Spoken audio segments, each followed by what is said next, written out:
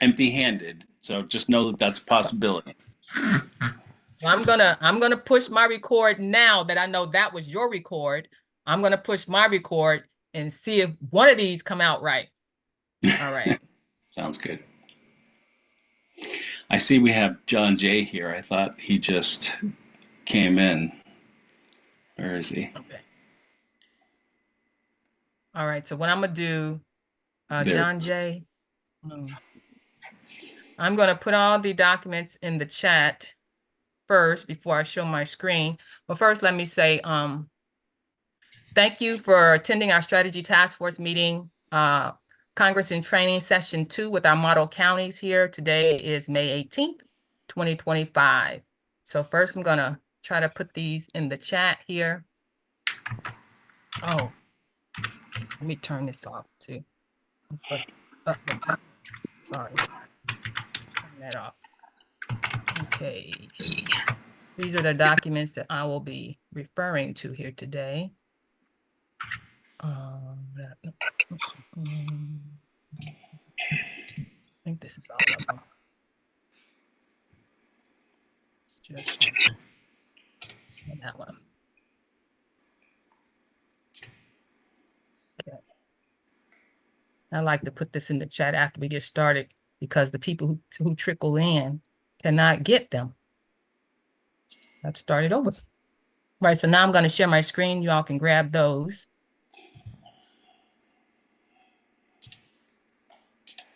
All right. All right. So thank you all for being here again. So you'll see in the documents, this is our outline. We generally start off with every meeting.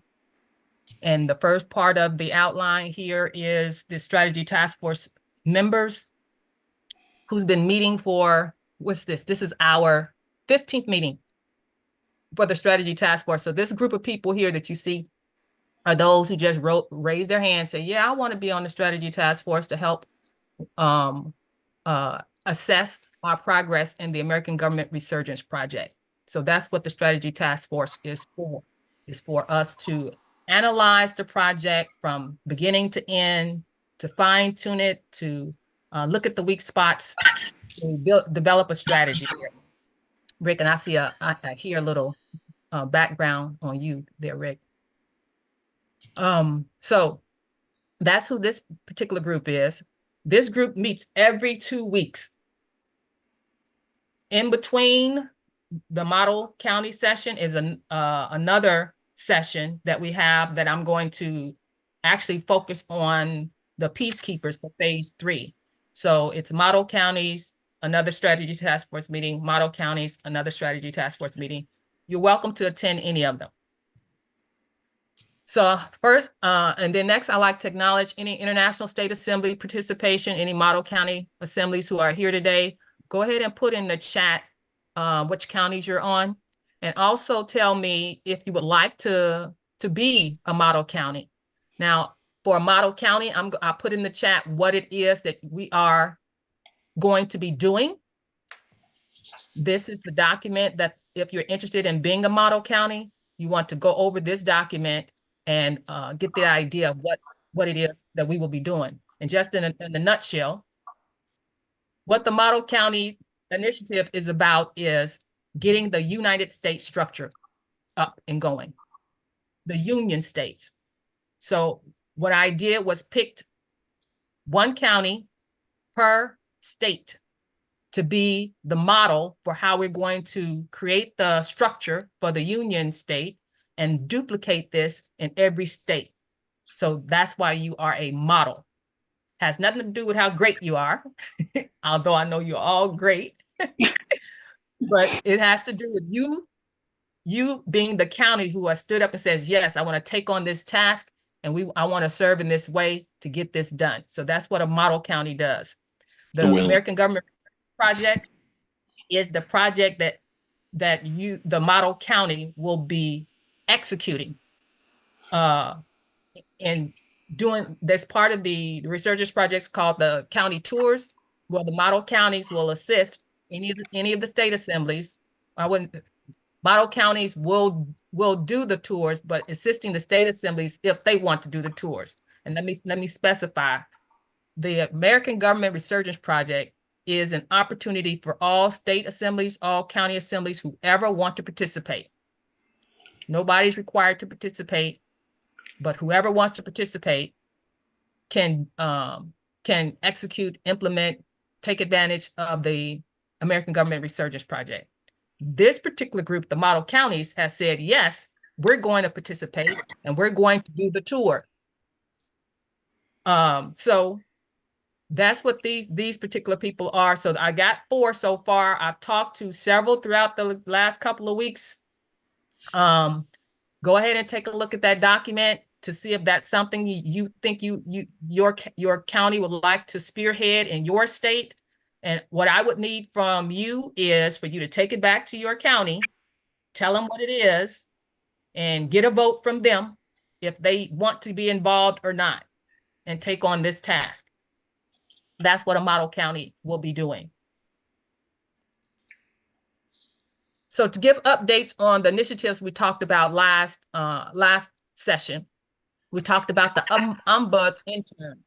Anybody who's having conflicts on their counties or having conflicts on their state assemblies, we came up with this idea of you practicing self-governance and going and putting in a request to the Ombudsman Service to ask them, how do you think I should handle this? So I talked to the Ombudsman International Ombudsman think tank on their last meeting. They agreed that they wanted to participate in this initiative. So this is how it works. You who have your conflict, you will email this particular email address what your conflict is. And I don't think I put that in the chat, so I'll have to send that to you either in the replay or just directly if you ask me. We outlined in the Ombudsman initiative how exactly you need to write out your conflict using neutral language and things like that. So if you have any conflict you're dealing with that you would like to ask an opinion of one of the Ombuds interns, then that's what you want to do with this email address. And inside your chat, I did put meeting language comparison chart. That comparison chart gives you some types of language that you can use in a meeting as well as in your writing, so that you don't be provocative in your language, be professional in your language. I thought this was a good chart for you to try to practice self-governance and self-mastery of your when you are dealing with conflict. Okay, so I'll send you more of those details in the replay, because you really need to see how that's laid out as far as how you should speak, what things you should say in it, and all that kind of thing. But we do have 3 ombudsman interns so far who's signed up for it. And when you submit your request for service, we want you to have at least three responses, so that you can, have different perspectives on how you should deal with the conflict you're dealing with. The other initiative we talked about was the Continental Marshals Service vetting intern.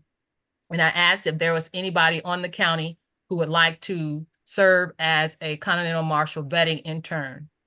So this initiative is with Continental Marshals, the Peacekeeping Task Force, trying to work together to try to get this one off the ground. So the Peacekeeping Task Force came up with the idea of having an intern to help the Continental Marshals with the backlog of the vetting. And we thought that, I thought that if the model counties want to step up to assist in this, then they could get training to do vetting while they're in this 6-month intern program with the Continental Marshals. Once they finish that intern program, then they're trained to be the vetting lead or chair for their county. So that would be an opportunity for them to actually get some benefit, more benefit out of that, being an intern. So right now we are waiting to hear back from the Continental Marshal Service if this is something he wants to take on and help and allow us to assist them with.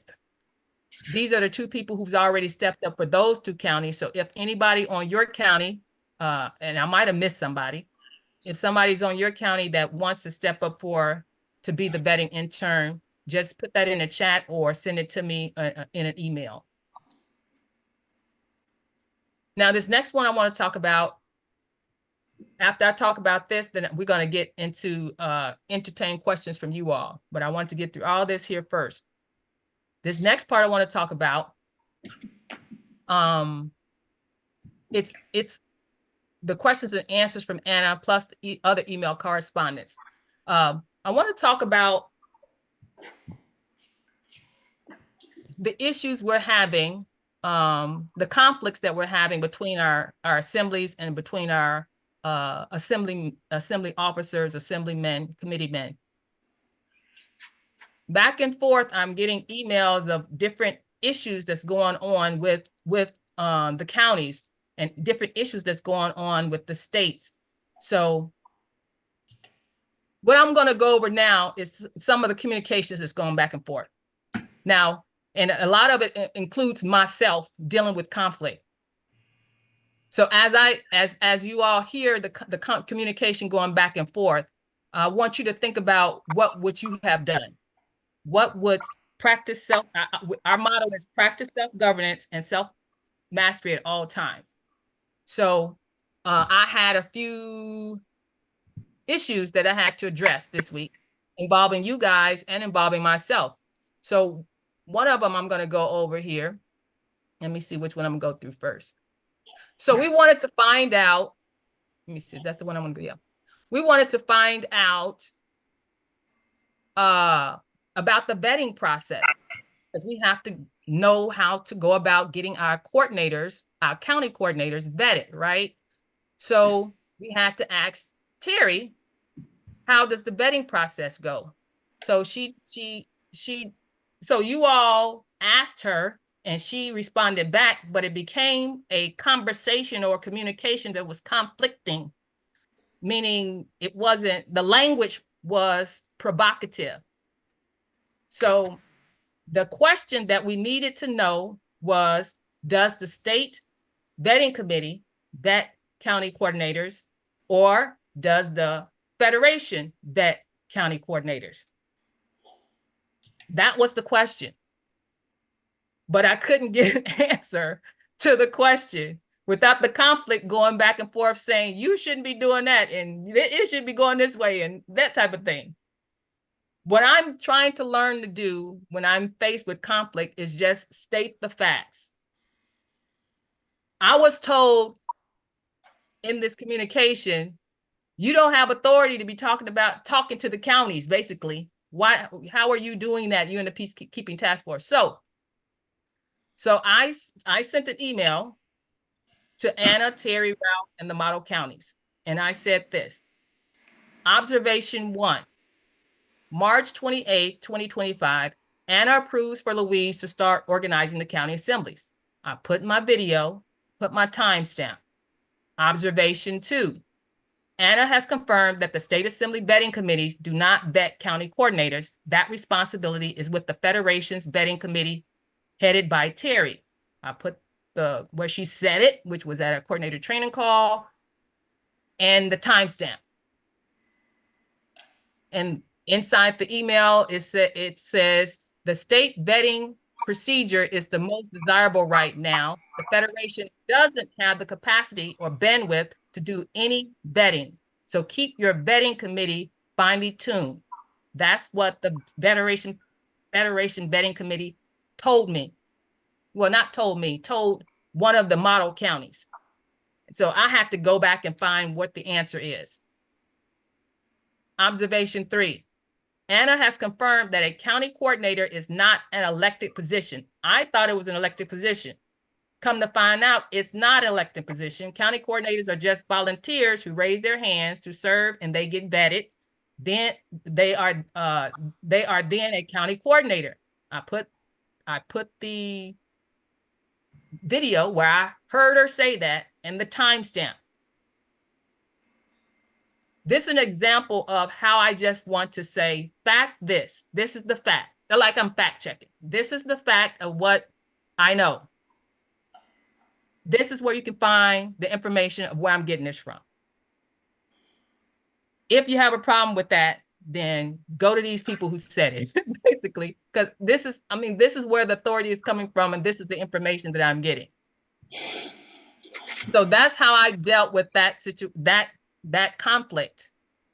And I'm finding that when I tell the fact, tell where I got the information, who's saying what I'm claiming they said, I get no response after that. I still didn't get a response back from the Federation Vetting Committee of who vets and what's the process or any of that. But at least I didn't get any more conflict back and forth to say, county should be doing this and you shouldn't be doing that and all of that. At least I didn't get that. So that's how I dealt with that conflict. Now, not that one. Because I got two counties who told me that they either was dissolved by their state assembly. They were either called a district assembly and not recognized by the federation, this type of thing from their state assemblies. So to handle that particular situation, I had to, I wrote up some questions that I wanted the model counties to just directly ask Anna. They didn't have the opportunity to ask Anna at the coordinator training call. So I'm going to go over the emails, the text messages that I have from Anna. Here, let me go down here. That I have from Anna.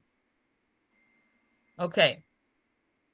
And I'm using some names here loosely because it affects, it's you, like Model County, Florida, Marion County.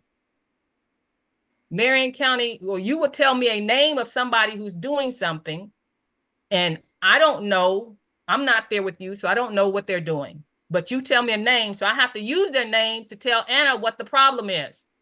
So I'm just going to try to state this as discreetly as possible. So I say, Anna, state coordinator in Florida, sent us all an email, including you, stating that he has informed the Federation that he has dissolved the Marion County Assembly. He is calling it a district assembly. Nationals from Marion County has emailed me asking, how does a state coordinator have authority to do this? One national emailed me today that she received an email from the coordinator. I'm sorry for this switching around, but I couldn't get it copied off of my phone to tell it to you all, except for sideways.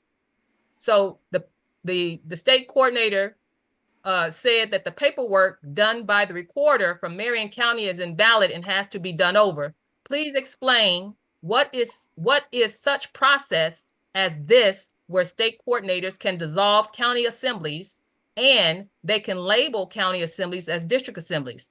Is this part of their role? And the Federation Vetting Committee chair stated this about Clark County Assembly being a district assembly as well. So can you please write an article about explain this authority that they're saying they have? And also, or explain that it's an error. Also explain how a county assembly is recognized properly as properly assembled by the Federation. Okay. And then I asked her, I was just forwarded an email from an oversight committee chair where the states, this is Nevada Assembly, where the state has taken action based on the Federation Vetting Committee chair that Clark County is a district assembly. Can you please tell me the status of Denise and Rockie and the Clark County Assembly? Now, see, I don't know what's going on in your assemblies. And I'm going to ask the person who's supposed to know the answer before I even take your side, your perspective, and say you're right. Because I don't know. So I'm asking her, tell me if these things are true. So she didn't answer the one from Florida in this text message, but she did answer the one for Nevada. So she says, for Nevada Assembly in Clark County, she says, nonsense. How are they a district assembly? Nevada needs to get together. I think she missed the word it, needs to get it together. So there, Clark County Assembly, not a district assembly.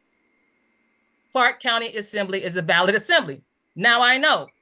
So any other conflicts that come my way, I will copy and paste what Anna has said and just send it to them. So that it doesn't be this back and forth. Yes, it is. No, it ain't. Yes, it is. No, it ain't. Okay. If you have a problem with this, then go talk to this person who told me. Go talk to Anna. But she did come back. We did come back to Florida, Marion County, because I got some more information about Marion County and people telling me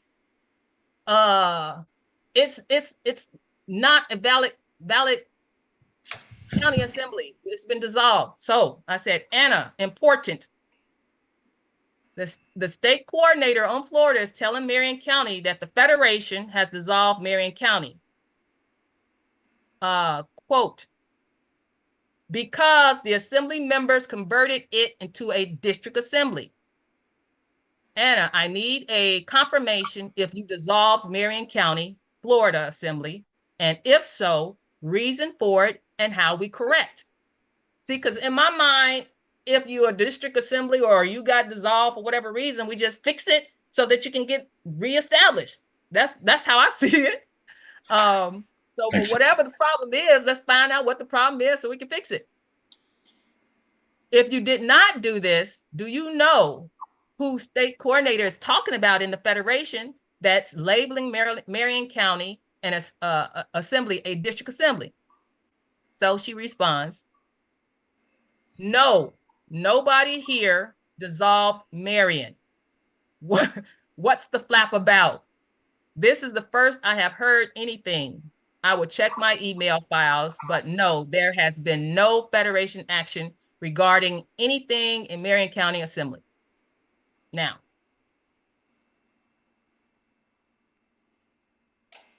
this is how I am dealing with the conflict that I'm hearing back and forth from the model counties.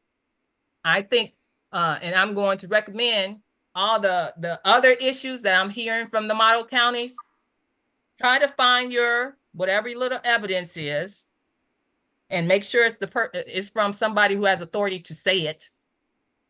And then just send that as a response. Or if you in a conversation with someone, which I was in a conversation with someone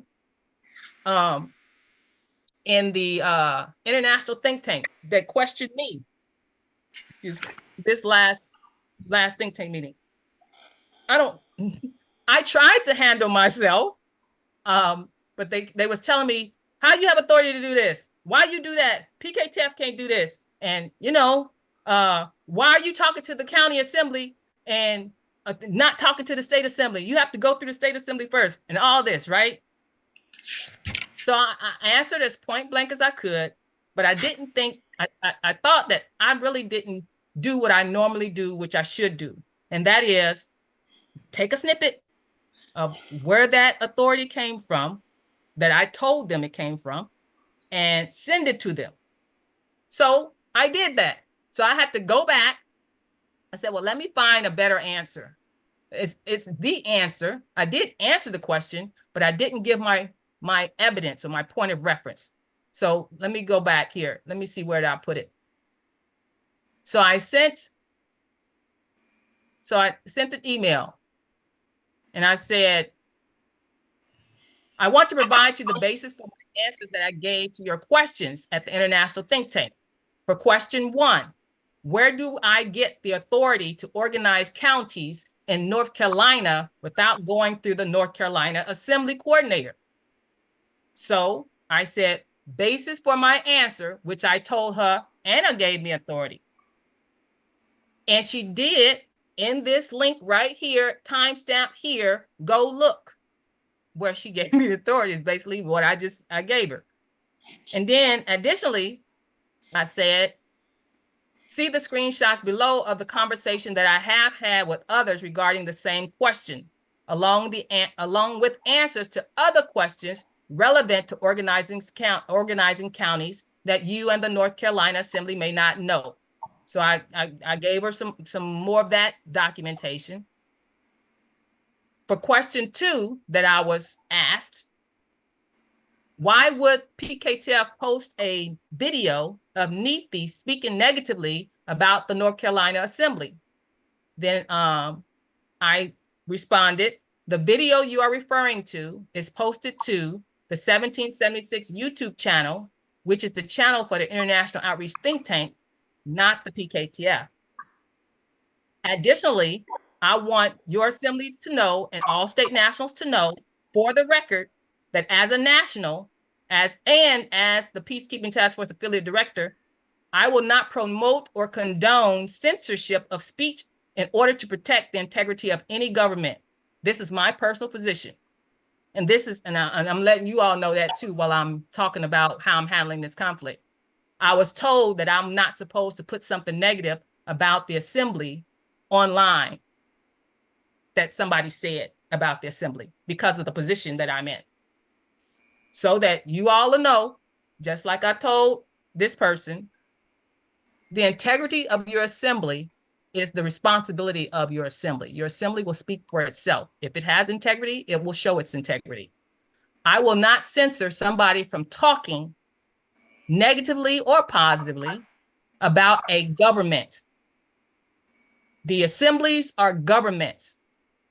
When a person speaks about their government in their sovereign capacity, which is what that interview was, they have every right to speak negatively or positively about their government, and I will not shut them up. So that's how I handled that one. So those are the back and forth things that I get as far as conflict goes. Well, that's what I've gotten this past few times. And I even got some, I've even, most recently, I've had a coordinator. Let me see if I can, I'm going to have to stop screen sharing to show you this. Well, because I don't want to show you this, but I want to tell you what I got. So I'm going to stop that screen share and then I'm going to read it to you. Okay. This is what a coordinator told me. You have been told that this matter is over for the 3rd time. Cease and desist. This matter is concluded. Your request is no and will not be responding to any further correspondence in the future. Peace and blessings. That's what this coordinator told me. What request did I make? I asked to be put on the agenda to speak to the assembly. That was my request. Okay. All right. When we respond to people and it's conflict, we have to have a professional way of responding to them to de-escalate the conflict if we can, but give verifiable sound information to them because they have a concern. Mm-hmm. Try to see if you can hear the concern throughout the chatter, mm-hmm. but still try to hear it and then address what the concern is. So I want us to practice self-governance and self-mastery at all times and find a strategy that you can use that works for you, that you can be professional, you can be accountable for your office. If you are a coordinator, you are a recording secretary, you are a treasurer, you have to be accountable to the people, the American people. You are accountable. I don't I don't get for a coordinator to tell me I cannot address my assembly. You're the government. Would you accept that from the de facto? If you wanted to go to your public meeting in the township or the village or whatever public meeting they were having, because this is General Assembly, it's your public meeting, that's the government public. If you wanted to go and get on the agenda, would you let them tell you that? I wouldn't let them tell me that, because you work for me, right? So why would you accept that from our American government? These are things we need to correct. Yes, these are things we need to correct. And the model county's job, one of your jobs, is to establish the county correctly, solidly, with the right things at the foundation. So when we start duplicating, we don't duplicate stuff like that. We can't duplicate that. We have to duplicate the right stuff. That's why I started off our foundation. In our foundation, let me share my screen again. Oops. Okay, let me see. In the foundation, let's talk about the foundation. In the foundation, you'll see this document here in the chat, this one here. In our foundation, our foundational bricks. In the foundational bricks, even before we go doing our outreach, our assembly has to be structured on some solid bricks foundation, so that when we start talking to the American people, they look at us and then they'll see that we're competent to be talking to them. What I mean is, we're going to talk to the American people telling them your government is now restored, and this is what has happened, and this is how we're taking care of it, and this is what you have to do to self-govern. Well, if you're not self-governing yourself, you can't tell them that, and they're going to see straight through it.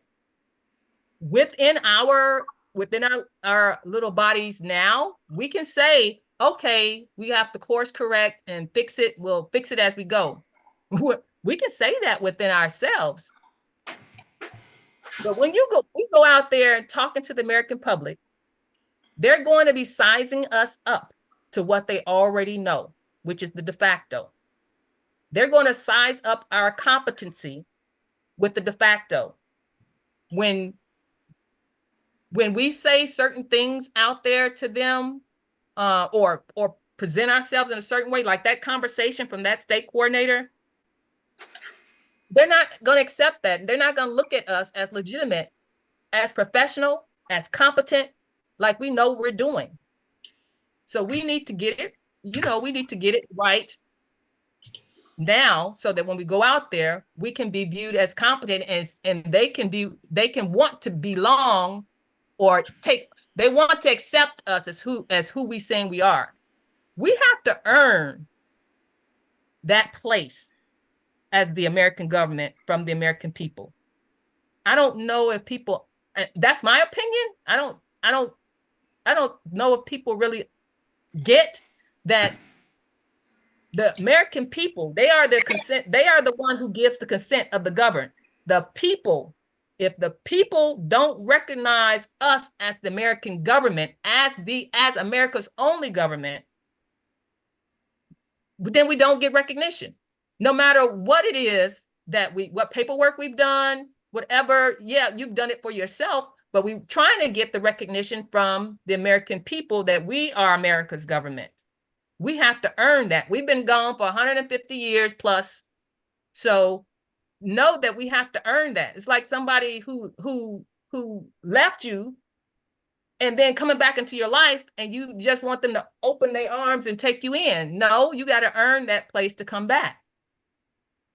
So in the foundation of what I'm trying to do here with the model counties is to build the foundation right first. In the foundation, part of it is the ombuds Oversight Committee conflict resolution. It has to be in place first. We need to know how to conduct our assemblies in a professional way with decorum.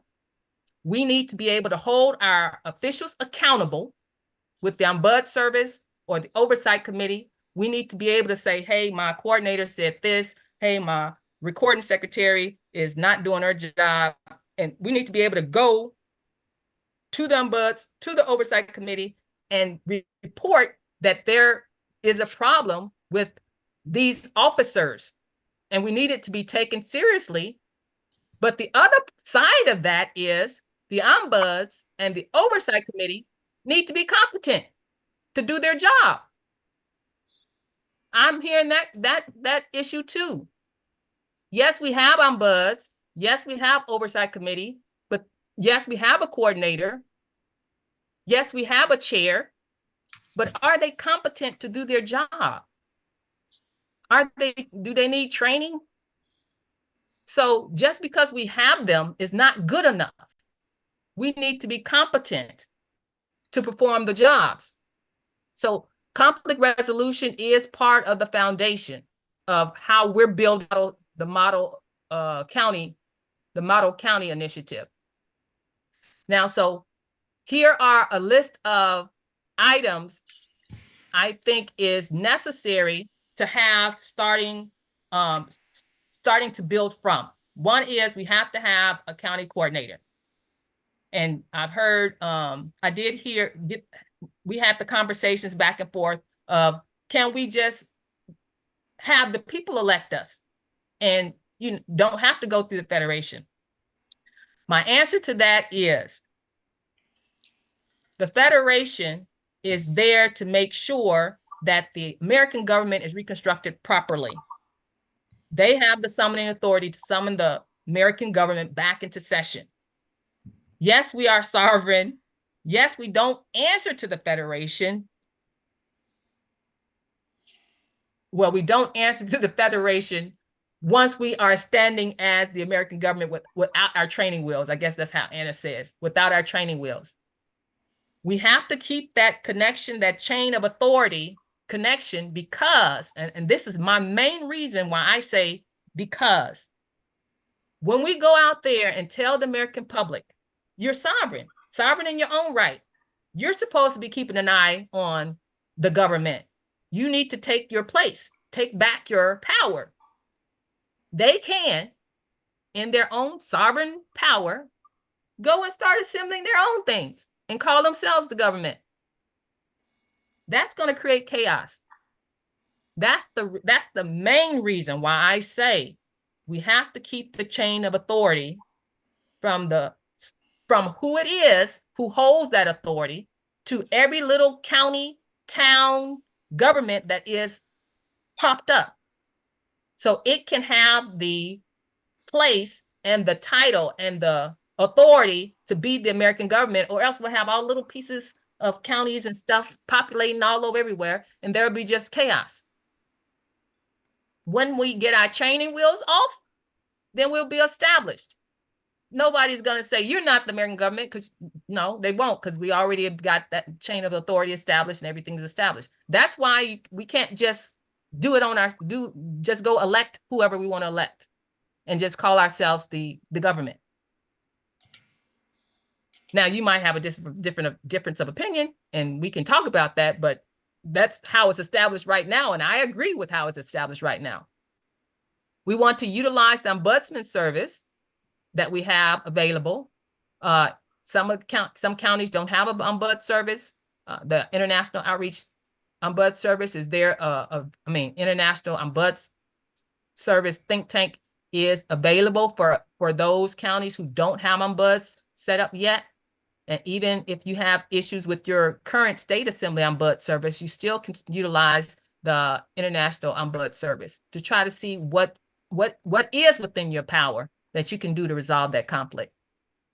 You want to write down and implement decorum for your assembly meetings. We have to have that on how to address assembly meetings.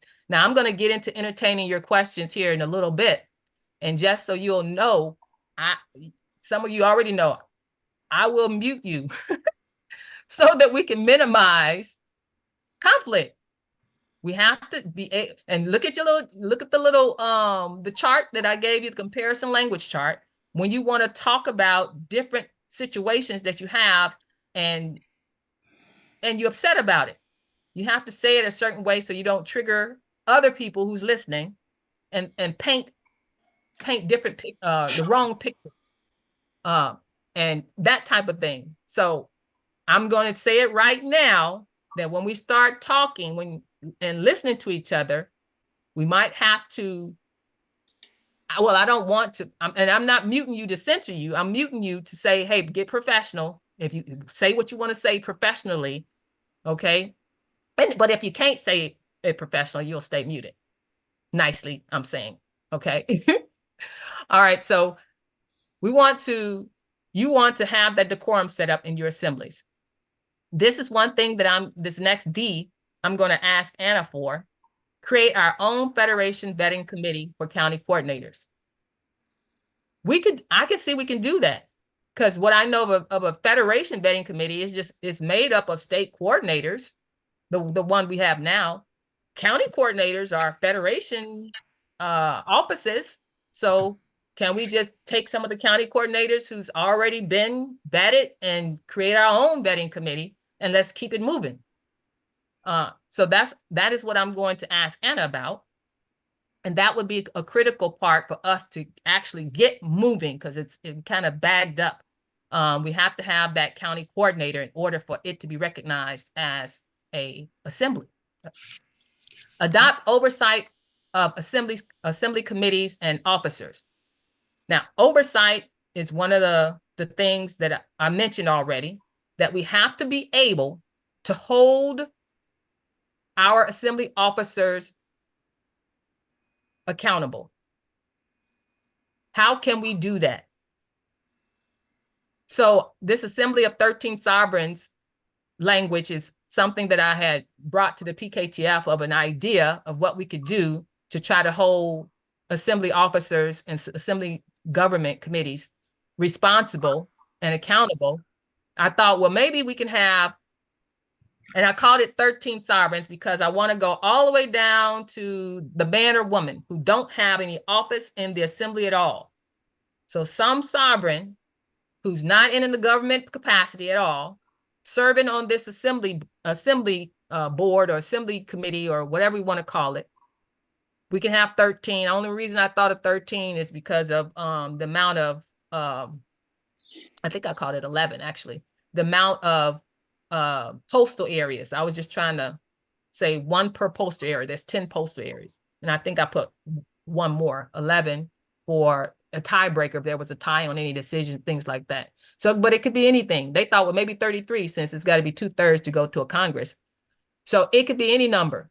But the idea is to have that rat watch we talk about, that Anna talks about, watching our government. We need the same thing for our American government.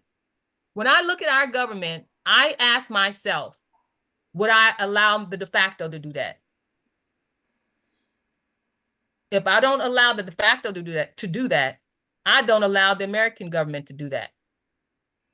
We should have a higher standard of what our conduct is, what we actually allow to happen.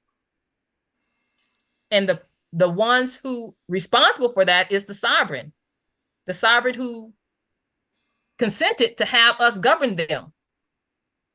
And I'm using the sovereign in this sense because we talk about in our conversations, our emails back and forth, we know and understand that the one who's actually in charge is the sovereign.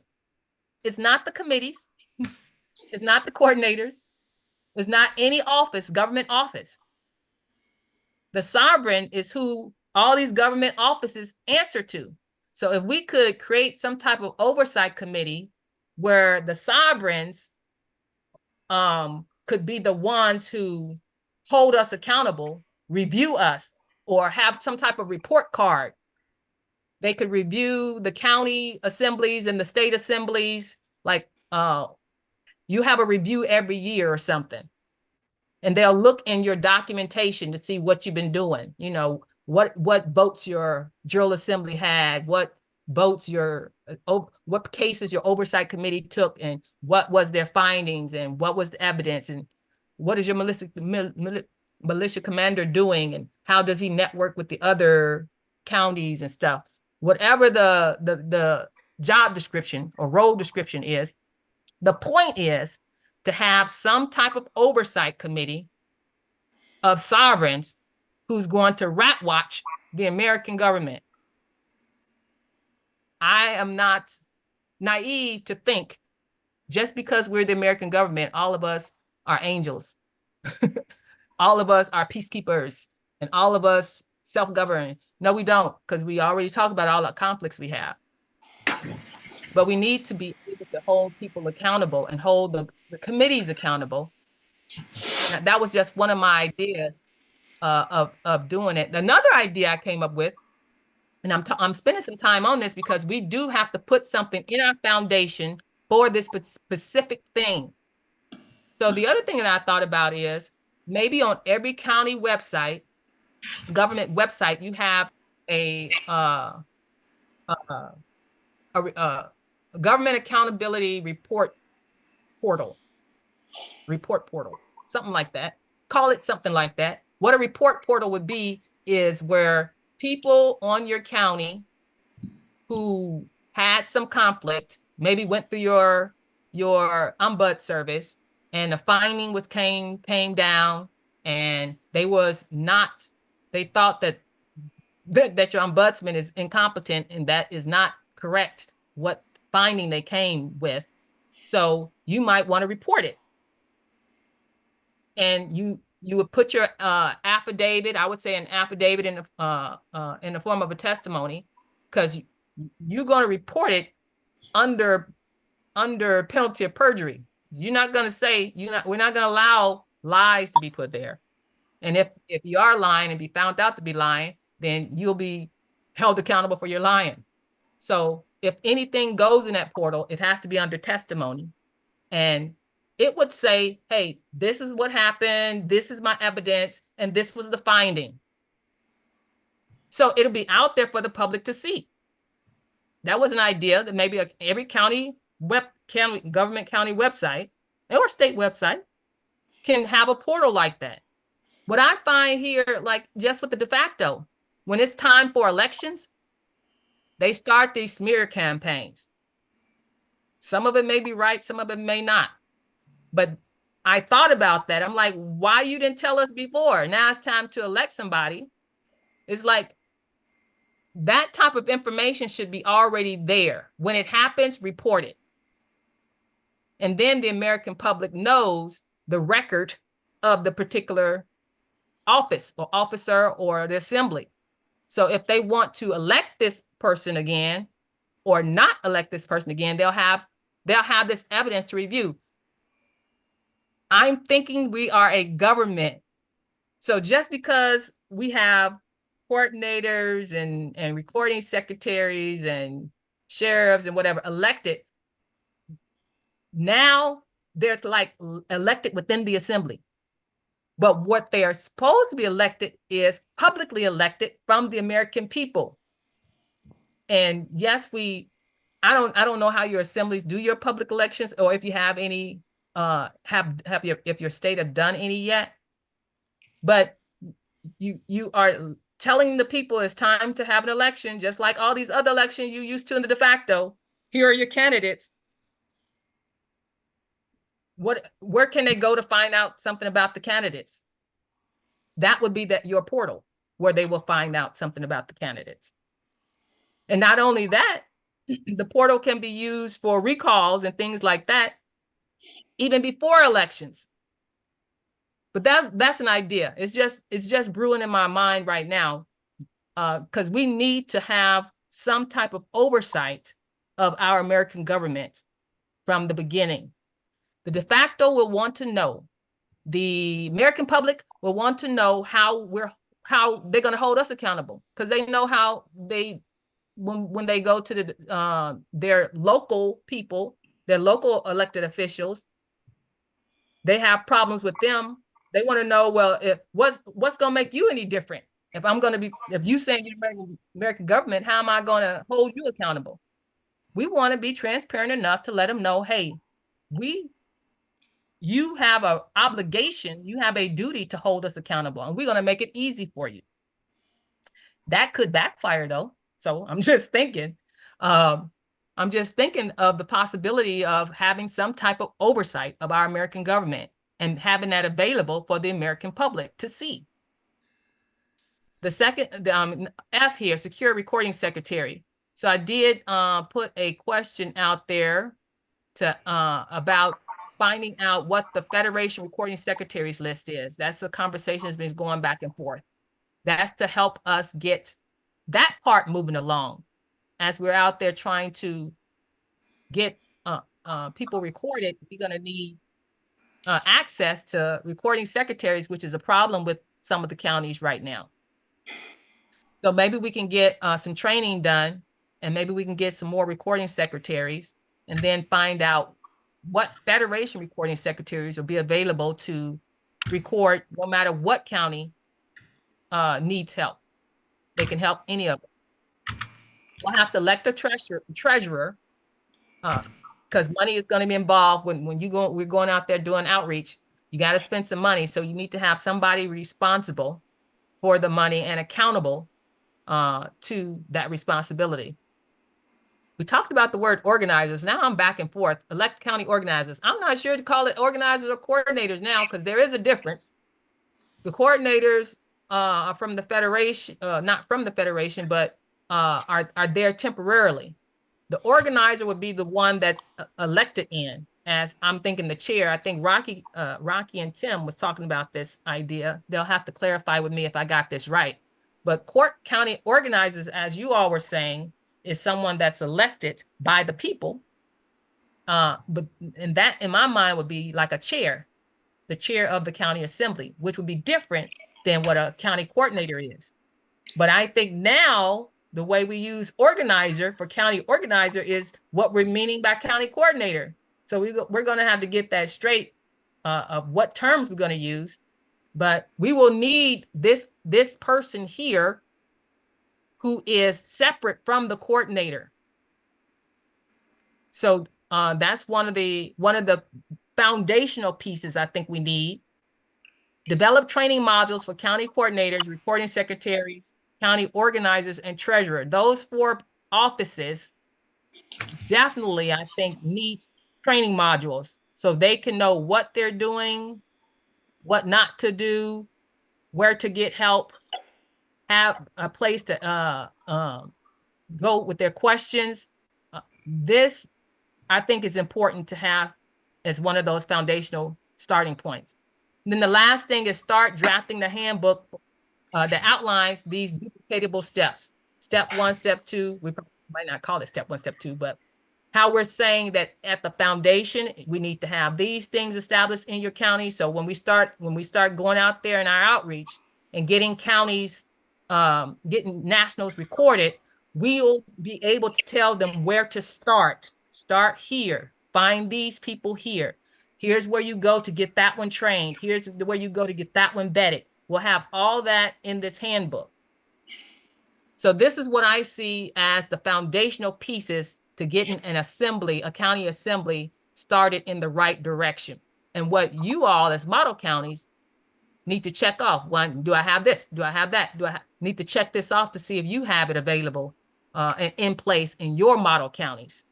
And as you're looking at this, is there something you think is not really a foundational block to establishing your county solidly?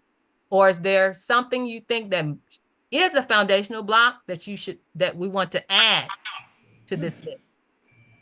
Okay. All right, so now I'm going to entertain your questions. I see we got Denise here first. Hi, everybody. Hey, Louise. Great presentation again, as normal. A few things that came up in our state and county meeting last night is we have brand new members. And we had one member, he said he wanted to be a recording secretary and the sheriff. And he joined last month. So we have a lot of this, I guess, new people with a lot of energy, and they're very excited to help. But the issue comes that they don't have a lot of knowledge. I see that your oversight of assembly committees and officers' conduct could be a real potential for people who feel disgruntled, unhappy. Suddenly this is, they kind of gather up and they use it as like an attack platform. And we've seen that happen already. About a month ago, we received an offer from a brand new member that he felt that we should have a think tank and he should be in charge of a lot of things. And he didn't even know who Anna von Reitz was. So this is, an issue where you've got, I would say that people that are maybe practicing Patriot, they were in LLA, they were in the Oath Keepers, they were in other groups. They come here and they're excited, but they haven't really taken the time to study. So that's kind of one of those things that it can be great, but then it could go sour so fast. And then now we're the people trying to get something done on the assembly. And then you're just getting all these drama emails with, I don't like this. We're getting together. We're going to get you removed. And, you just can't get anything done. Causes a lot of static. I love your idea about creating our own federation vetting committee for county coordinators.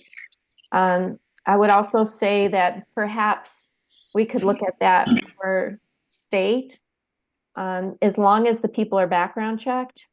And one of the background checks we should definitely be having is that the coordinators and all the people on these committees are actually on the LRO. I've been doing some checking, and you would not believe the amount of coordinators in the states that are not even on the LRO. It's a lot. Also, Rick, I don't know if Yes. you can hear me, Rick. Your microphone has been on the whole time. I can hear everything that's going Sorry on. about that. We'll take care Yeah, of it. not a problem. Thanks. Thanks so much.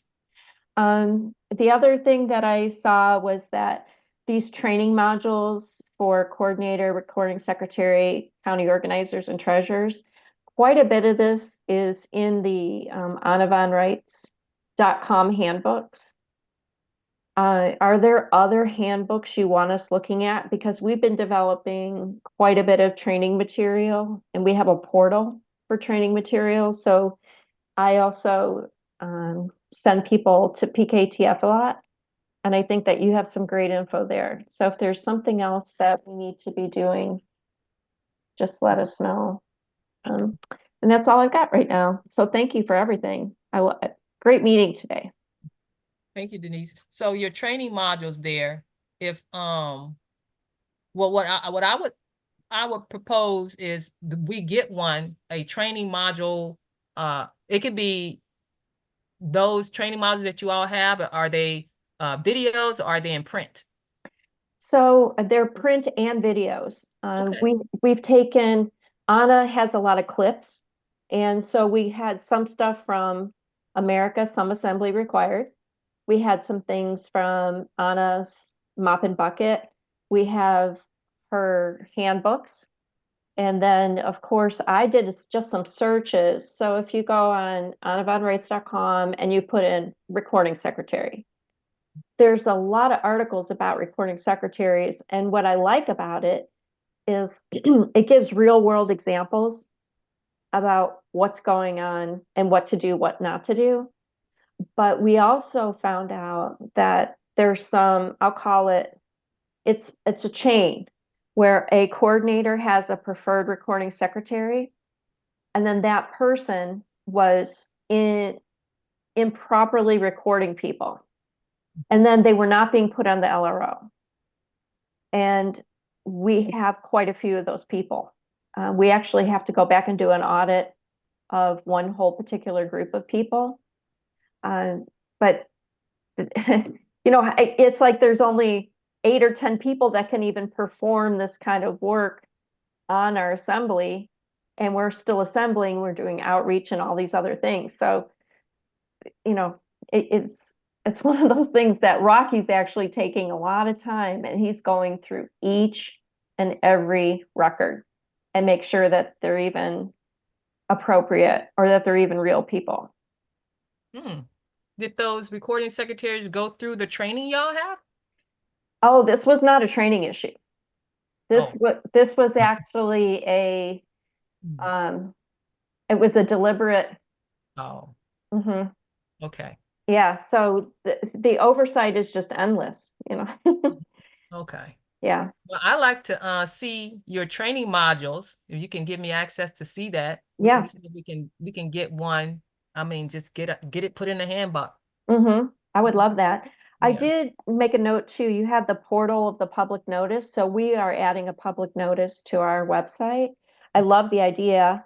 Um, for notices that I would call them to be national or maybe international, I'd love to see PKTF have a public notice board, for example, elections. That's a great one. You know, why am I giving thousands of dollars to a newspaper?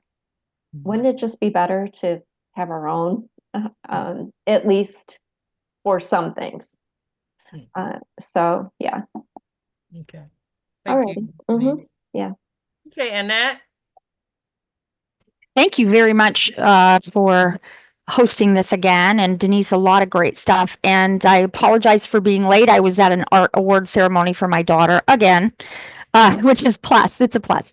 I attached in the chat a policy and rule list that our Marshal at Arms came up with a long time ago when we first got a brick and mortar and allowing, or shouldn't say allowing, inviting volunteers to come in.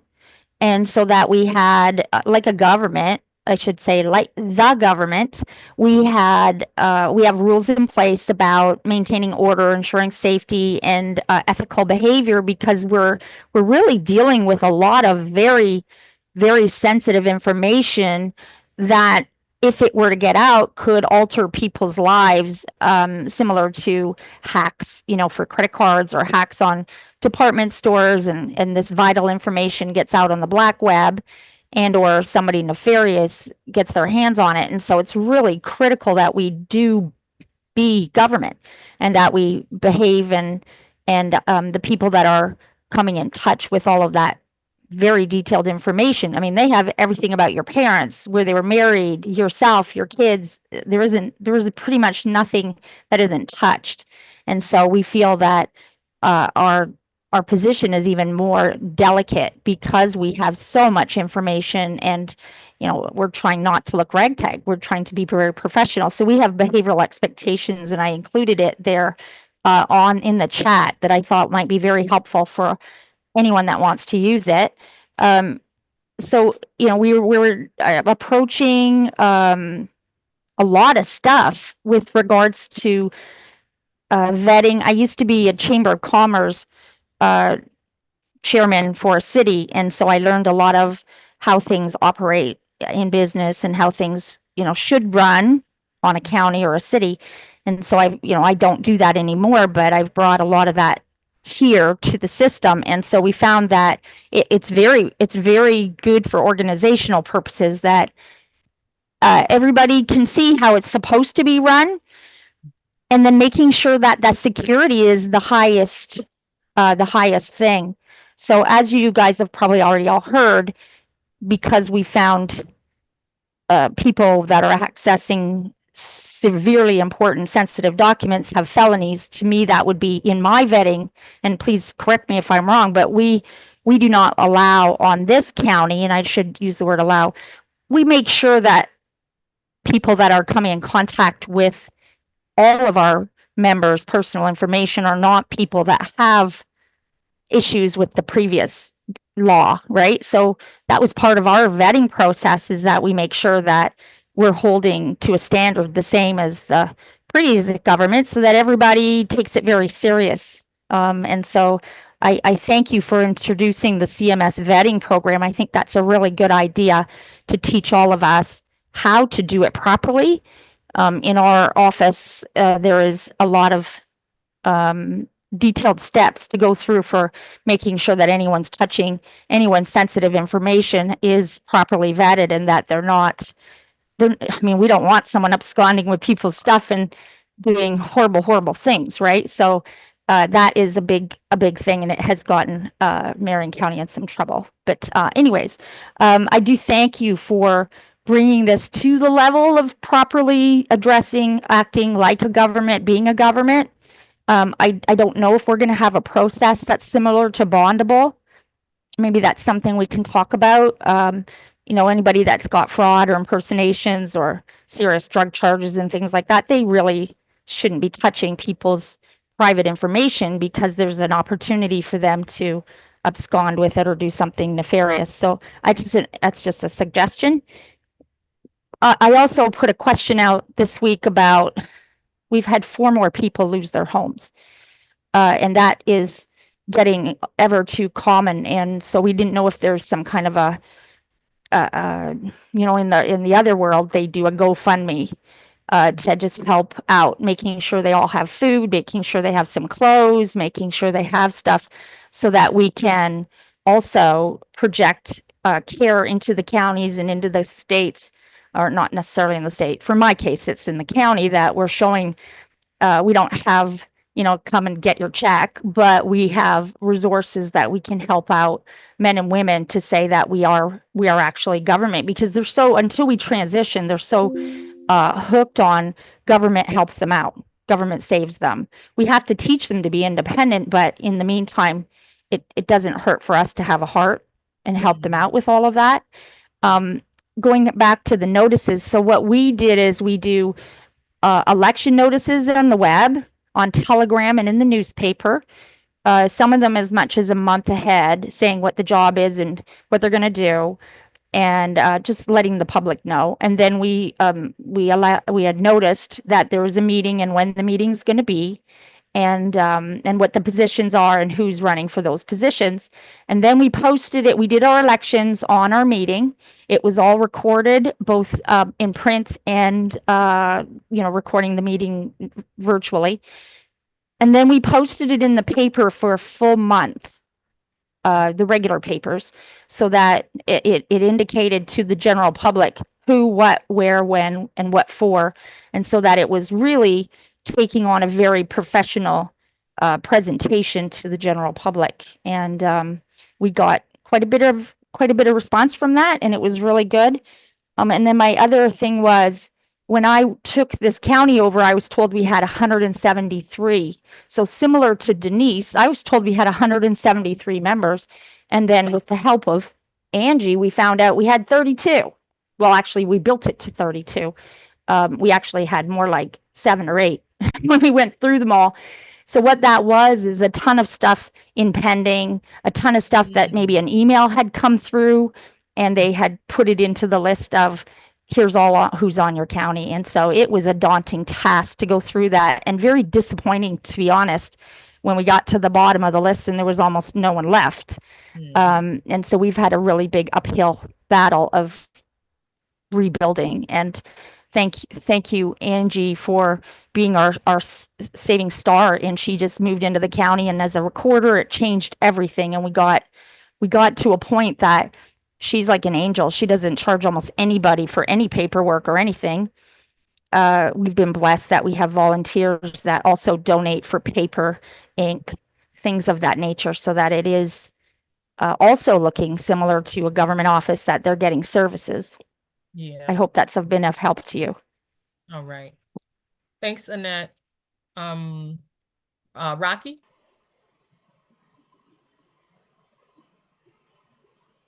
Can't hear you. Trying to get unmuted. It's not letting me unmute. Now I cannot hear Rockie. Can anybody hear Rockie? Okay. Okay, I can hear you now. Yeah, it wasn't letting me unmute. Okay. I just wanted to touch on what Denise and Annette talked about on the recordings. What I found out is, I don't know if you remember, Louise, back in 2021 and 22, we were running on the LRS. And the LRS got hijacked, and Federation couldn't get control of it. Okay, and when that happened, um, basically we were supposed to move everybody from the LRS, get all their paperwork, and put them in the LRO. Well, a lot of people wasn't informed, or they wasn't able to do that for some reason. Okay, and so what I found out is there's a lot of people that have their paperwork, and it was done in like 21 or 22, right? But they was, for some reason, in the LRO, they got messed up somehow. And what I'm doing right now is I'm going through all of those people and trying to correct their paperwork and to correct their accounts on the LRO. Okay, so we do have a lot of these people that, like what Annette was saying, was that um, when you go back and look, and you'll see pending, you'll see a lot of stuff on these people, and that is why. Is because they wasn't, because basically what needs to happen is the person needs to get on the LRO, create their account, put in their email address, and that email address will get, an email gets sent to you, and then you need to verify that this is you, right? This is a security issue. And then once it does, then it will create you an account. Once the account is created and verified that is you, then it will be opened up on the LRO. Then at that point, the recording secretary can get on there and put your paperwork in your account. Okay? So these are the things I've been finding out, and I'm trying to correct them for people. It's just, when you got 300 people in your state and you're trying to go through every one of them, it's just, that's a lot of work, but it needs to be done. We need to fix these people and get them back on the land and get things corrected. And with that, I yield. It's a work, but we got to do it. Thank you. Thanks, Rocky. So it sounds like everybody needs to do an need to do an audit of your county. Might have some mistakes in there. Tanya?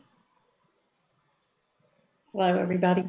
I'm still obviously looking at this as a possible model county here on Madison County in Alabama. After Denise spoke, I did look up some recorder articles by Anna, and I came across something called Question and Answers for Assemblies. It does not have the article number or the date on it, unfortunately, but at the time this was released by Anna, it says, see this article and over 2,700 other articles. So it's been a while if she only had 2,700. But it says, can a state coordinator also be a county coordinator? It says there are no county level coordinators because coordinators work directly for the United States of America in international jurisdiction, and counties have no international interface. So how are we dealing with that issue? And also, I mean, how does that affect recorders? I mean, how are we addressing that? I yield. Thank you, Tanya. So it said there are no county coordinators, right?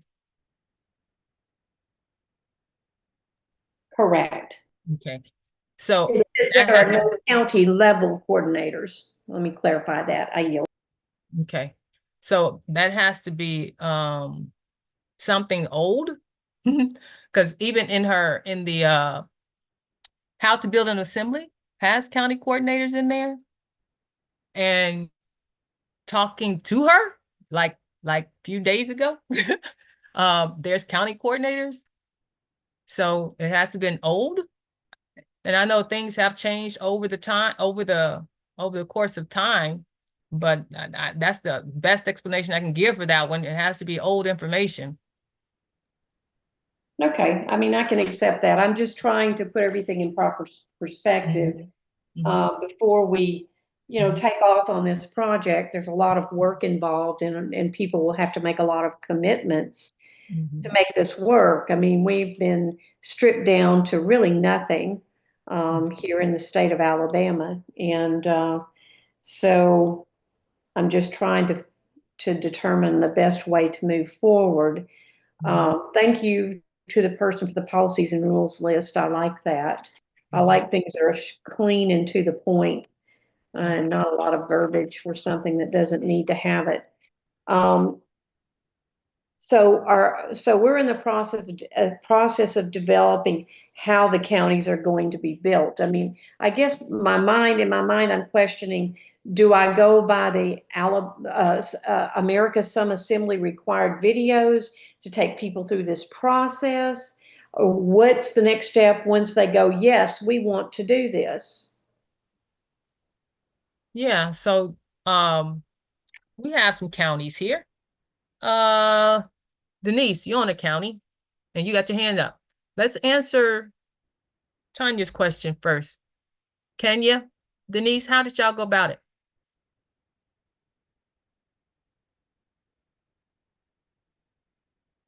You're muted, Denise.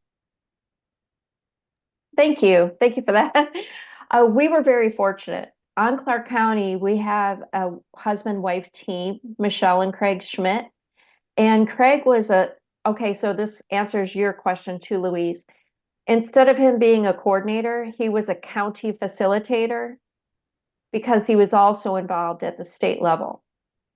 And that kind of took care of the fact that he wasn't really a quote unquote a county coordinator, but he was actually never a state coordinator, but he served in the role.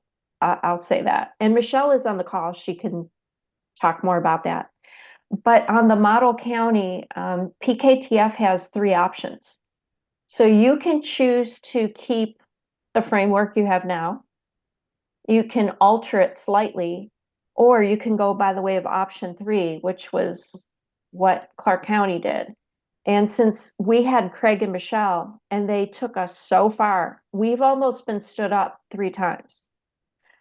We had a lot of infrastructure here. So it's not going to take us too much more to get up and running. But I would say that your best thing is to grab your website and then get your seals and start building out that website and then do your outreach at the same time. So as far as America Assembly required and all that, I like those videos for like, they describe bondsman, they describe sheriff. There's a lot of great training in those. But there's so much in the handbooks. And if you go on Anna's website, if you just type in any word, recording secretaries is a good one. You know, there's great information there. So that's what we did. But we had already been doing quite a bit of what this list is. So we don't have too much more to do because we've already had some elections and things. So I yield at that. Okay. Rocky, we're going to see if we get some more answers for you, Tanya. Okay, can you hear me? I can hear you. Okay. Back, Craig and me actually joined at the same time in 2021, okay? And from there, we actually started building our county, okay? So what we did is, if you take basically the 2 pillars of the 4 pillars, is really county kind of related on how to build your assembly. So we started building our general assemblies, we got our sheriff, we got our coroner, we started building, the aspect of a government, right? But county-wise. And basically, we got all the positions filled that you would need in a county to raise the county. Your courts, your justice of the peace, we basically had all of those in place. And we've been doing that for the last 3 years, building our county. So our county is fully kind of functional. The last parts that we need, and we needed the state to help us, and that's where we got blocked. Craig got blocked from trying to help stand up the other 2 pillars, with the state, because we had basically everything else we needed for the state to pull off.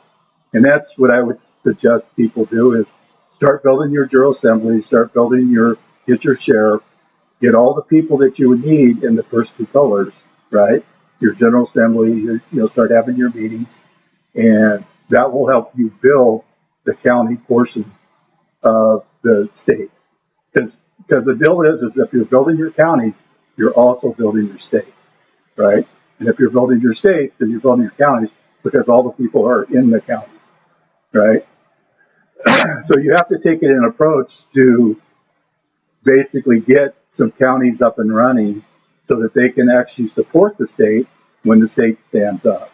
And that's our approach. That's what me and Craig came up with to try to help get the state up and running, and then have some backing once it's up and running. I yield it that. Rocky had a little strategy there, huh? Okay. Thanks, Rocky. Michelle?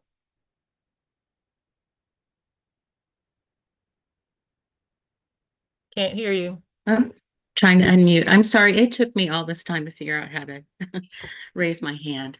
So I want to back up a little bit with people that are having problems finding people on the LRO, because of the LRS problem.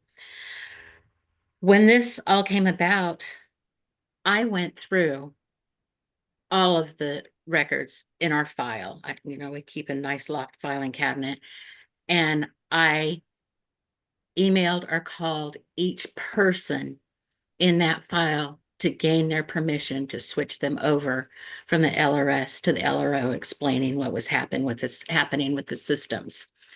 Now, the problem is, and I don't know how, everyone else is working, we only have the files of the people that we've recorded. So if other recording secretaries in the state did not contact the people that they had on the LRS to gain permission to move them to the LRO, that's why we're missing so many people.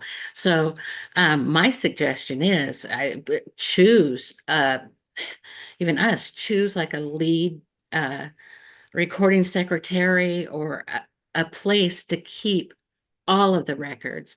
Have each recording secretary send in a report to the lead or the coordinator so that we can have everyone on the list and not miss when we want to go over and find out who's where. I yield. Thank you, Michelle. Okay. Now, any other questions? We're going to move into our homework. Our homework I gave y'all. We have 5 minutes. So, in respect of everybody's time, I wanted to see if I could have one of the model counties, if you have it prepared, to see what your homework looks like. Do we have any model counties who did number 6? Map out your state nationals per recorded in each state, create a baseline of your funding, write your Assembly's conflict resolution protocols. Any model county have this homework assignment? Perform Assembly reconstruction vitals check. Do you have your organizer properly elected? We don't even have, oh yeah, that's the organizer, not the coordinator. Your paperwork properly, did you have the vitals check done for your assembly? And did you discuss which pathway you're going to take? This is what Denise was talking about. The pathway you taken to approach your county seat to seatment. You can do the International State Assembly. We'll focus on your seatment first. You can do it that way while you just focus on your outreach. Or you can do number 2, focus on seating your county and your state at the same time. Or you can focus on number 3, seating all your union state, your union state, so all your counties, and let the people from your counties trickle over into your international state. That's what she was talking about. So you're supposed to speak to your assembly, your county assembly, to see which ones you all wanted to choose, which strategy you wanted to take on. So if nobody has any homework to show us, so what I would like, and then these are the instructional videos I wanted you all to take a look at. So what I would like for between now and the next meeting is if any of you could get some of this down on paper and send it to me so I can take a look, so I can assess where we are, where each county is at, that I could appreciate. And if you have any questions about this, then just email me. Let me know what questions, if you want me to explain anything or anything like that. Okay. So continue with this homework, and any of those who are here who want to who's considering being a model county, this is the homework we're working on here. So you can start working on well, let's make it official first, because if I need to keep a track of everybody.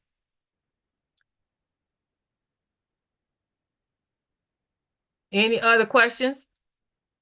Along with that homework, I also put in the, did I put in the chat? If I didn't put it in the chat, I'll put it with the replay. There's 3 implementation guides for this project. And I want everybody to get them. One is the first implementation guide is the one that covers all 6 phases of the project that the International Outreach Think Tank developed. So that has an implementation guide of all the project. And then the second implementation guide is for the peacekeepers, the peacekeeping task force for that phase 3, where it involves your militia commander, your county sheriffs, your PKTF liaison. That particular phase has one implementation guide for itself. And then there's where you see the blue and the yellow is how the strategy task force has been changing everything as we go along. That's what the color codes mean. I'll keep it like this until I finalize them all. Then the last implementation guide is called the Teeth. This one is for the American State Assemblies. This basically is talking about the public meetings, getting out there in the public and what we're going to say when we have our public meetings. So this is also what the county assemblies will be saying. So it's the same thing. And I'm actually doing a 4th one, because I want to get down to the town. The American town is missing, and the model counties and all the counties is going to have the tasks of getting the townspeople organized as a town, as opposed to a township. So I'm thinking about doing a 4th implementation guide to focus on that aspect. So I'm giving you all those 3 for you to read over how the project is going to be executed in more detail if you haven't downloaded it already from my other video. Yes, Tanya? One last question. Since we're really bare bones here in Alabama, we don't have any sheriffs. We do have an MAA at the state level, but he's not as active as I would like to see him be with getting things done that need to be done. I do have people in other counties in the upper part of Alabama. We were kind of calling ourselves the Northern Alabama group because all of us were up here. Can we have other people from other counties helping us in the beginning, or do they have to be in Madison County? I yield. So this is called a Congress in training because all the counties need to come together as a union state. So yes, you can have other counties helping you. Because that's working together and us practicing being able to work together to get the common goal achieved. At the same time, we know, you know separately who you are. Mm-hmm. So then they would kind of learn along with us the process and then take it back to their county. Is that the idea? Yeah. That's what the model county's role is going to be, is to get the framework put together and duplicate that in every county in your state, your union state. Okay, I just wanted to make sure and clarify that because I want to send out an email for a meeting next week, and I just needed to know who should be on that email list. Thank you. Mm-hmm. Louise, Thank you. Yes, this is Annette. Pauline. One last question. Pauline. The American Government Resurgent Project this year that I'm looking at, was that sent out to everyone? Like to each county, like to counties? No, it wasn't. Is this something that we could have to read later on? Is this something I could get my hands on later so I can read later on when I have time? Yes. I'm not sure if I put it in the chat, but if I didn't put it in the chat, I will be sending it out with the replay. All right. Thank you. You're welcome. Annette? I'll say thank you for that too, please. That was one of my questions. So I have we have about 6 counties that we've been helping with right now. some of them are wanting to get their websites up because we seem to be getting a lot of interest through the websites. Have you had a chance to go through ours? Is there anything that you would tell us to change? And is it wrong for us to have it live right now? No, it's not wrong to have it live. I think the big question was Marion County, right? I'm talking about. Yes. Yeah. Yes. Yeah. Well, Mhm. we had to get that issue resolved as far as you all being dissolved, which is now resolved. So yeah, it's not. Thank you. You can have it live, and I did give you some input on what I'd seen, and I mean, I can take a look at it some more, but yeah, you Yeah. can have it live. Okay. Yeah, you've been extraordinarily helpful, and honestly, I think I can speak for the rest of us. If we didn't have you, I think we'd be a lost pack. It's been an extraordinary journey since you've come on, and you've given us this momentum again that we were all starting to feel that it was falling apart. So thank you from the bottom of my heart. Like, I'm so serious. Yeah, so we're helping with other counties. We're getting ready. We've had discussions with them about doing public venue things and going out and doing, markets and all kinds of events that are going on in their counties as well. And so we're just kind of in a way saying, when can we get active? So we're all biting at the bit here, waiting to get active because we don't want to step on anyone's toes. Yes. So outreach should always be happening. The state assembly should be doing outreach. County assembly should be doing outreach. For this particular project, the American Government Resurgence Project, our outreach is going to be focused only on public meetings. That's the outreach this project will do, because we are introducing ourselves to the public as the American government. So the outreach that you all been doing now, keep doing it. Whatever, you having barbecues, you having picnics, you having library meetings, whatever you're doing, do what you know. The reason I picked certain people, I started out at first, I'm like, I need to find somebody who's doing the work. So I actually invited Kalena. I said, Kalena, she's out there doing something. Hey, Annette, they're out there doing something. So I asked you all, do you want to be part of this? Because y'all already out there doing it. So Thank you. whatever it is you're doing for outreach, keep doing it. You're going to pivot a little bit once this get kicked off, because we're going to do mainly just public meetings. But you can't do this yet until all the paperwork, the websites, the brochures and cards and all that get finalized. The last thing I'm waiting on to get finalized with Anna is one document called the Mission 2028 document and the detailed research documents. Those two things before I can say, yes, you can use all the documentation to start running your public meetings and doing your county tours. Okay, so your beautiful website, by the way, is spectacular, is not live? It is live. It is live. Oh, whoa, yeah. Wonderful. Wait. It's live, but we're not running traffic to it. All right, okay. So that's probably a safe route for us too. We just don't want to step on anybody's toes because we keep getting spanked for getting too active. I know. So the website is live. However, it is not launched yet. So don't drive traffic to it. That's what I'm trying to say. Don't drive traffic. Mm-hmm. Okay, so we won't go in all of the, what do they call that? Like Instagram and Facebook and all of that. Just stay out of that for now. Well, you can go to Instagram, just don't lead them to this website. Okay. All right, just lead them to ours. I had a question about that. Restored in 1998. That's spectacular. All of us in the office were talking about that. We've not seen that before. Can you update us on how come that's on there and what that means? Did y'all see the video of me and Anna going through this? Y'all need to. I didn't know we could click on it. Spectacular. I didn't know we could click on it. Okay, I will. I apologize. I didn't see a line, so I didn't even bother. And that was like, okay, perfect. Thank you so much for what you do. I got to tell you, you've been quite an inspiration, and I'm sure I'm speaking for all of us.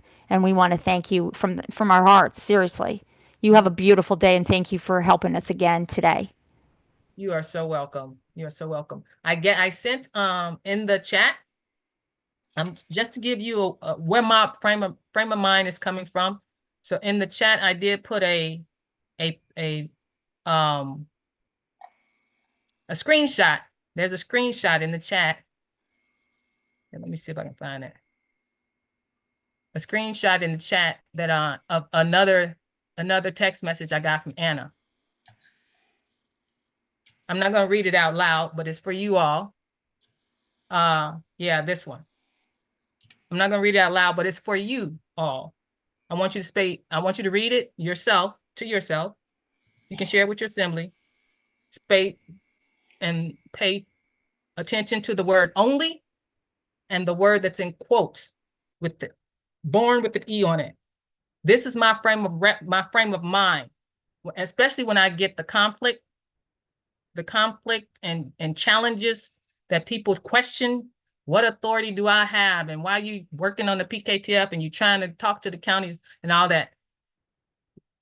That text message from Anna told me that I'm on the right path. So Yeah. I am here to do what I need to do to get our American government restored. We got a lot of work to do. I just didn't see it getting done the way we were doing it. That's why I went the route that I'm going now. I'm doing it the way that I think it can get done. And I couldn't believe what I read in that text message. And I'm like, what? So I had to call up Joe. I'm saying, Joe, read this. Is this, I have to make sure this is Anna. Fantastic. Could you please put that back up? I didn't see it. It's in your chat. You can download it. Okay. Yeah. Thank you so much. And I know you're being abused too. We see it. We know it's going down. We just all have to stick together. I'm so glad to see all the new people. That's amazing. You are doing your job. That is awesome. Thank you so much. But when was it, I don't know if it was you, Annette, or Denise said to Anna, we need 10 Louises. And Anna said, if we had 10 Louises, we'd be at the moon, right? Well, so Anna don't know it yet. That was Denise. Know it yet. I'm sorry. I'm sorry. That was Denise. She said that. Yeah, I remember Denise. that. Okay. So Anna don't know it yet. She's already got 10 Louises and more than 10 Louises because you all are here. So every model county times however many people in your county. So Denise times however many on the county. Tim times however many on your county. That's how many Louises she's got. So we're about to go to the moon. Woo! I received that. All right, you guys. So I will see you the next meeting for the strategy task force, you guys, for the strategy task force is next June 1st. If any of you all are invited to come, but the next Congress and Training Session 3 is June 15th. Before then, I want to see your homework if you have it done so I can get an assessment of how we, how well we're doing. And I like to assess how we're doing so we can know if we're doing it right. And if we need to correct something or add something, that's what my strategy task force is here for. Because this is probably what we're going to be talking more about about this in our session about the model counties. And if there's something about the model counties we need to change or add or do whatever. But yeah, so I need to see this type of homework from you guys so I can see if we're doing it right, because we got to duplicate it. So we got to make sure it's done right. Yes, Annette? Oh, I'm sorry to bother you one more second. I put in the chat that PDF from our marshal at arms, whether we're supposed to have a marshal at arms or not, I don't know at this point. I'm just going to say we do have one. And he has given us a beautiful template for any of the counties can use it, any of them. And I put it in the chat. All right. So everybody grab what's in the chat that you want to grab. I don't know how this recording is going to be. So me and Rick going to see what we can get out to you guys. Hopefully something is recorded. Okay. And I will send out the documents. Don't hang up yet. Don't hang up just yet. Yeah, I did. The link is in there. I guess there's another person as well that's using the same system that I am. So if you grab those links, you should have access to what's being spoken about right now. If you need, I can copy it again, but I know they are in there. And I think it's at the head of the chat. Oh, I see. So we click on that link to get access to it? Yeah, it'll have the recording and a transcript and an AI summary, if Okay. I'm not mistaken. Okay. I welcome everyone. There's another person who has one in here. That's yeah. So anyway, so grab them both. Everybody grab them.